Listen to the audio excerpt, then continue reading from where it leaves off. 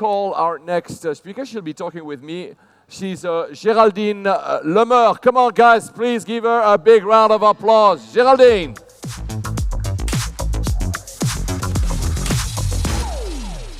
Hi. Hi, I see you again on stage. Again on stage, exactly. Yeah, because we've been together on stage in the past. Ages ago. Ages ago. Yeah, don't make us look older than we are because we're not old at all. No. Aren't we? So, maybe first, before we go into reminiscing mode that nobody can understand, a little bit of context. Who are you, Géraldine? So I'm Géraldine Le Meur. Sorry for my voice. I think the echo and the flight didn't help. Géraldine Le Meur, so I'm an entrepreneur, investor now also, and ages ago I co-founded a conference called The Web, and we were bringing Silicon Valley to Europe by then, and Paul was a great supporter and always with us. Yeah. So I live in San Francisco. I've been in San Francisco for the past 12 years, so I'm French and American now, and this is it. I'm super happy to be in Singapore with you and discover the ecosystem and also how thrilled it is and moving into the Sigfox ecosystem. Yeah, so we'll get back to our story together, but maybe you have a link with Sigfox, right? I do have a link with Sigfox. Actually, I'm also a board member of the Sigfox Foundation. So yeah, this is my close link to Sigfox. Yeah, the foundation, as you might know, you've heard a little bit this morning. There will be more content about it tomorrow. The foundation is the arm of Sigfox that, for instance, has helped the rhinos in Yeah, Africa. absolutely. I think it's very important also to show that tech is for good and not only for profit. And the great thing about the foundation is that we are able to, we enable those great missions, as Ludovic mentioned this morning. The first one being in the very early stage was the rhino, but now we are moving towards other things. So you said you are an investor. Maybe, again, for context, what type of, do you have any type of vertical you usually invest in? Of course, like tech, clearly, but within that, any type? No, actually what I like to do is invest in people. So that's why I'm only, it's also because it's where is my comfort zone and added value, but I prefer going early stage, because when you say about people, most of the time it's not Series B or Series C, it's more early stage, so I would say seed and pre-seed, which is my sweet spot. I've been doing that for the past 3 years with a fund called the Refiners. I finished the investment period of that fund, and I'm also doing a lot of angel investing. Angel investing yourself, right? Just for qualification, I'm not asking how much, but you investing mostly in San Francisco or anywhere? So anywhere, and I always wanted to, and with the web, the conference I was doing before, I always wanted to do the bridges between the US and Europe. And in my investment mode, I'm doing exactly the same. I think we have great opportunity in Europe with entrepreneurs that could go as well as what we do in the US, provided we open up the recipe book of Silicon Valley.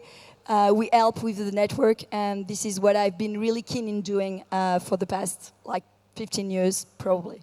And is it, because here, of course, a lot of it you guys just saw on stage, a lot of it is hardware related. Have you ever invested in any hardware related startup? So I did, but I would say that a very early stage in hardware is hard. Yeah. Because hardware is hard. And when you do early stage investment, pre-seed and seed, most of the time it's a small amount of money. Okay. It's not like huge investment. And that's not where I'm really focused on. Also because I think you really need to have an added value when you support your entrepreneurs.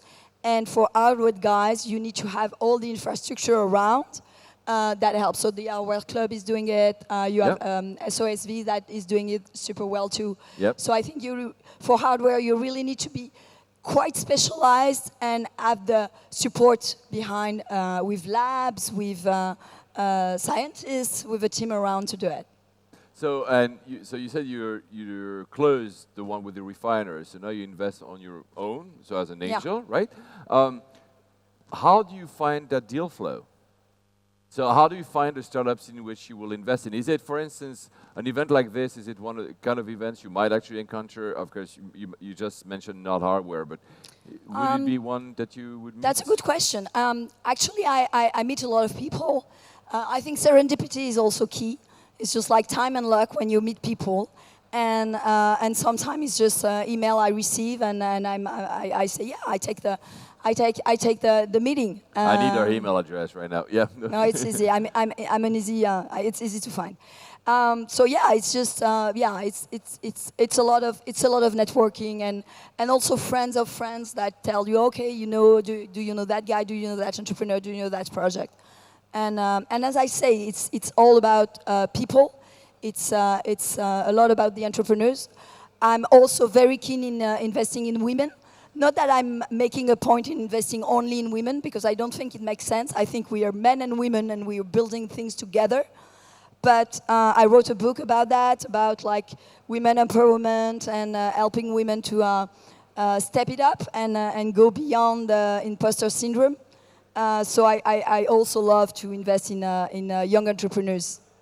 Female young entrepreneurs. Yeah, I got that. Actually, we were having a discussion last night and with Géraldine, and I was telling her that, like you, without actually wanting to make a point, I ended up investing. I'm also an angel investor. I ended up investing in almost 70% of the people I invested in were actually female. And it was not because I wanted to make a point. It's just because it just happened. And like you said, there's a resilience sometimes in women entrepreneurs that I don't. And here I'm not men bashing. I want to say that hi to my friends, all men. I'm a man as well, right? But there's a resilience that is very interesting, and you might not invest yourself in Asia. I haven't asked you the question, but in Asia especially, I found a lot of female entrepreneurs that are very, very powerful. Yeah, actually, I was very happy. It's my first time in Singapore. Oh, wow, welcome. And I was very happy to got this opportunity to come with Sigfox Connect, because I had no reach at all with the Asian ecosystem.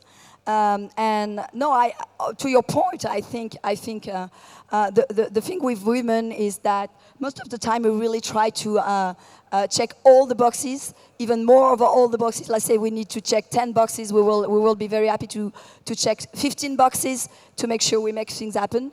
I'm not sure it's something that helps us. And men most of the time would say, okay, I have 3 boxes, that would be fine, and I can go for it. Yeah, I'm going to wing the rest. So we need to find, we need to find the balance between the two. And women are sometimes a little bit too perfectionist. But to your point, there is something quite different sometimes in women entrepreneurs. But I'm really into like a balanced. I think balanced team are the best. Yeah, I agree. 100% women talking to women with women only. I'm not at all into that. I don't think we help ourselves doing that. So we need to have a mix. So you just said it's your first time in Singapore. So have you ever considered maybe investing, or because a lot of, the world meets in San Francisco when it comes to startups. Have you ever invested or considered investing in startups that were linked to Asia or Asian founders? Has it happened already? I need to learn. Okay. It's just that I didn't get this serendipity or opportunity to come here to meet people, and of course it's all about learning. It's just like understanding, learning, and obviously it's a thriving area, and a lot of my friends are really talking about all the country around. Latin America is also pretty strong right now. So I think we are in such a global ecosystem that we really need to open up and that's why I'm always trying to get best of both worlds, and both worlds could be Europe, it could be Asia, and Silicon Valley has still this play of doing things differently. Yeah, that's for sure, and I think that's why I said the world meets in San Francisco. I mean, the valley, the Silicon Valley. Of course, there are other ecosystems. We're very close. This is one. There's, of course, China, but for a lot of startups, especially that want to scale up very fast, San Francisco is still the place, because once I get invested by you, Géraldine, when I want to get to the next stage, a Series A, if I really have that hockey stick, right now Silicon Valley stays, along with China, the two places we're going to be able to kind of follow on rounds and actually be able to mix. Yeah, China goes very fast too. Yes. And at the end of the day, again, it's all about the network. So you really need to have to foster people around you that can help with that network, that believe in you, and then you will have those silver bullets to go and get the other investors. So we get back to this human relationship. Yeah. Well, now we also see that companies really need to stick to business, and I think it's a good thing because even in Silicon Valley, all the investors and the VCs are now looking for a clear path, at least to revenue, a clear path grabbing the go-to-market and the product market fit, which is very important. And now we are getting back on what I consider being the true values of a business, which is good. Funding for the right reasons. And actually, more often than not, in hardware, you said you don't invest in hardware. Most of the people here, in hardware, there's not a lot of choice.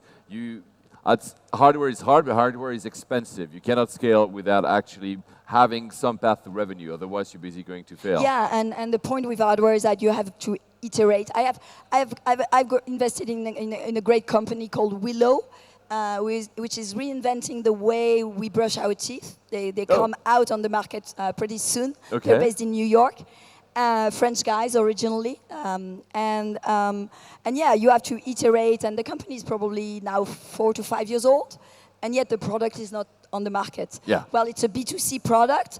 Obviously, and then you really need to have the runway to take that time because it doesn't. It's not an overnight play, right? Yeah. You have to do it for a long time. So maybe since you just said you invest, wow, I had no idea about that Willow. I think I brush my teeth pretty well, but I have no idea what they do. Well, but you see. What excites you besides that? I mean, of course, here we're talking about the zero-G network and other stuff, but it doesn't have to be about Sigfox. What actually excites you currently? Is there a trend or stuff that, of course, the people, but is there something that really kind of makes you waking up in the morning and say, this is so cool? Well, I think data is something really cool, and not saying that it's cool for the sake of like, oh, this is the trendy thing, but there is something definitely happening with data. What I think very interesting with Sigfox, and not because my heart is also on Sigfox side, but is that the world will operate differently in the next coming years. Yeah. And this is because of data. Yep. And we are looking so much into sustainability, doing things better, that I think if we use and operate the data correctly, we will get to that. So that's why this idea of a zero-G network of being super efficient and powerful for businesses, not reinventing the wheel, but just like, okay, can I optimize my supply chain? Can I help my customers in a very sustainable way, in a very efficient way? I think that's there are some niche and very big businesses that can get out of that. Actually, tomorrow at around the same time, I'll be sitting here with Ludovic, so the CEO, who agrees with you and that will be one of the topics is thinking about using data for kind of what are the jobs of the future, and a lot of them will be actually data related. And it's true that he hopes and he wants to use parts of that Sigfox network to leverage data to understand the world better, because basically this is what we're all trying to do, and all startups are trying to do. All the founders and the people you mentioned are very always hopeful to change the world to make it a better place. Yes. Of course, money is into it. Clearly, it's fun. It's okay to make money out of it. But probably data will help us actually understand some of the places we haven't understood yet, right? Exactly. And when you have, such an infrastructure and network to get back information, and then, of course, you have to analyze it and you have to make it your own and understand what you're doing. But, yeah, there is I think, big businesses to tap into, even not reinventing the wheel. So now we're almost at the end of our 15 minutes, and I'm sure the jury has decided, but I'm going to ask you a question, because data, when is seen a bit differently depending on which side of the Atlantic you are. The Americans are they see the data privacy matters slightly different than European. So are you more French or more American when it comes to that? No, I would say I'm more French, but yes, I live in California, and California is very proactive in that field. Yes, it's true. So I don't feel like, wow, I'm so protective. No, I definitely think that if we want to move forward, we need to protect people. That doesn't mean that we need to like lock businesses into doing things with data. True. But yeah, I think GDPR was complicated at the beginning, but now it's more and more understood. I'm on the board of a company called Retency, which is doing a lot in data processing, and actually the only ones GDPR compliant, and you still get a lot of granularity for your business thanks to the technology. So again, it's new. We need to, but we need to protect people. I think it cannot be like just like, oh, do whatever you want. I love that you say you invest in people, you want to protect people. So at the end of the day, it's all about people always, right? To make all this a better place for people. Well, we all live here together, right? Yeah. It's not technology, or maybe robots. I don't know. Are you gonna? So it's your first time in Singapore. Are you gonna stay for a few days, or are you gonna leave us very quickly? Well, I'm leaving after the conference on Friday morning. Yeah, but there's food. So because when you're in Singapore and our Singaporean friends are saying that, you need to eat the food. So please enjoy that. Guys, you've heard she might not invest in a hardware she will consider maybe because she does that. I don't have enough money to do that. Thing. She is her first time here in Singapore. She needs to learn about the ecosystem and about Asia. So you need to grab her, and I'm sorry to put you on the spot. You need to grab her and actually either pitch or explain or bring her the best food you have, and you have a lot of food. Géraldine, thank you so much for having spent the last 15 minutes with you. But you're going to stay with me. Let's stand up now.